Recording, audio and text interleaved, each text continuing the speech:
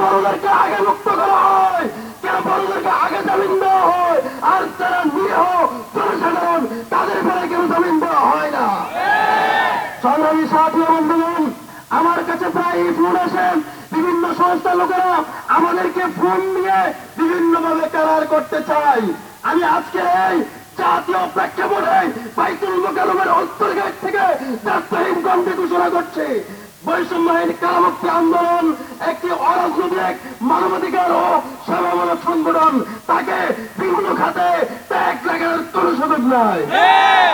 যতদিন পর্যন্ত এই দেশের 68টা কারাগারে একজন মাসুম পর্যন্ত বন্দী থাকবে, ততদিন পর্যন্ত বৈষম্যহীন কারামুক্তি আন্দোলন চালিয়ে যাবে ইনশাআল্লাহ।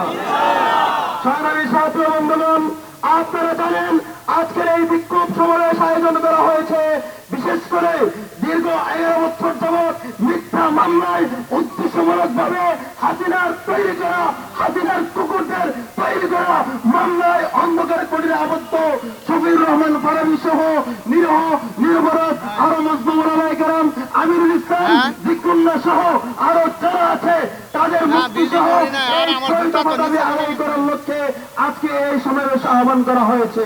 আমি প্রথমে এই সকল নিরীহ আলেম ওলামা তোলাবা জনসাধারণের মুক্তি চাই, বিশেষ করে এই ফারাবীর মুক্তি দিতেই হবে।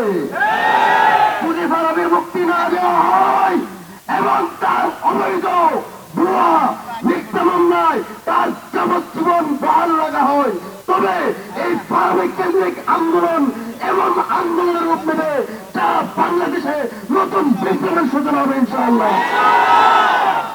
শুধু কথা স্পষ্ট কথা বলছি, শুধু এক ফারাবী নয়, এবং হাজার হাজার লক্ষ লক্ষ ফারাবী বাংলার গড়ে গড়ে তৈরি আছে ইনশাআল্লাহ। সংগ্রামী সাথী বন্ধুগণ, আমি স্পষ্টভাবে প্রথমে আপনাদের সামনে 6 দফা দাবি তুলে ধরছি। বৈষম্যহীন কারামুক্তি আন্দোলন অত্যন্ত যৌক্তিকভাবে 6টি দফার সামনে নিয়ে আসছে। আমি প্রশাসনের বিভিন্ন লোকদের সাথে, ঊর্ধ্বতন দায়িত্বশীলদের সাথে কথা বলেছি। আমি তাদেরকে বলেছি, আপনারা পরে দেখেন আমাদের এই 6 দফা এদেশের জনগণের পক্ষে নাকি বিপক্ষে, এই 6 দফা মানবতার পক্ষে নাকি বিপক্ষে, এই 6 দফা দেশ এবং জনগণের পক্ষে নাকি বিপক্ষে।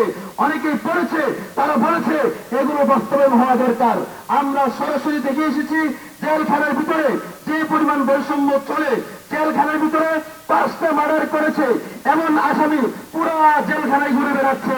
শুধুমাত্র ইসলামিক মামলায় যাদেরকে গ্রেফতার করা হয়েছে, যারা ইমাম, যারা খতিব, যারা মাদ্রাসার প্রিন্সিপাল, যারা ওয়াজের ময়দানে হুঙ্কার গর্জন নিয়ে দেওয়া হাসিনার জুলুমের বিরুদ্ধে কথা বলতো, এই সকল মুফাসসির কোরআন যারা আছে তাদেরকে অন্ধকার কুটিরে ছোট্ট করে আবদ্ধ করে রাখা হতো। এই বৈষম্য আর না হয় সেই জন্য করে উঠছে বৈষম্যহীন কারামুক্তি আন্দোলন। এখন থেকে কারাগারের কর্তৃপক্ষ যারা আছেন, আমরা মিডিয়ার বাইরের মাধ্যমে কারা কর্তৃপক্ষকে বলে দিতে চাই, অনতিবিলম্বে জেলের ভিতরে সকল কারাবন্দীদের জন্য সমান অধিকার নিশ্চিত করো।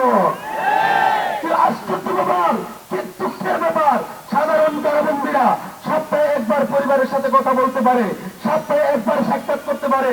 আলেমদেরকে মাসের পর মাস চলে যায়, একদিন তার পরিবারের সাথে ফোনে কথা বলতে দেওয়া হয় না।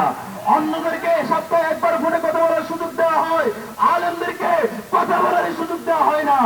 অন্যদেরকে সপ্তাহে একবার সাক্ষাতের সুযোগ দেওয়া হয়, আলেমদেরকে মাসে সাক্ষাতের সুযোগ দেয়।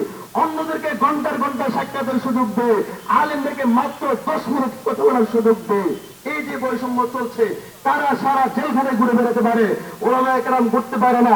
তারা চিকিৎসার জন্য যখন তখন হসপিটালে যেতে পারে, ওলামায়ে কেরামকে হসপিটালে যেতে দেওয়া হয় না।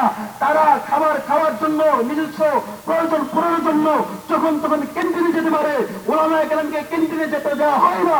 অন্যরা পত্র পত্রিকা পড়তে পারে, ওলামায়ে কেরামকে পত্রিকা পড়তে দেওয়া হয় না। অন্যরা টিভির সংবাদ দেখতে পারে, আলেমদেরকে টিভির সামনে সংবাদ দেখতে দেওয়া হয় না। অন্যরা বিনোদন করতে পারে, আলেমদেরকে বিনোদন করতে দেওয়া হয় না। অন্যরা তাদের মনের প্রশান্তির জন্য জেলখানায় একটু সকাল বিকাল ঘুরতে পারে, দীর্ঘ সারা দিন হাত পা খোলা থাকে, আর আলেমদেরকে 24 ঘন্টা লোকাপ লাগিয়ে রাখা হয়। আমরা এই জাতীয় মঞ্চ থেকে ঘোষণা করছি, কর্তৃপক্ষ আপনারা শুনে রাখুন, অনতিবিলম্বে এসব বৈষম্য দূর করতে হবে, নতুবা তোমাদের বিরুদ্ধে আন্দোলন করে তোমাদেরকে প্রতিষ্ঠিত করা হবে।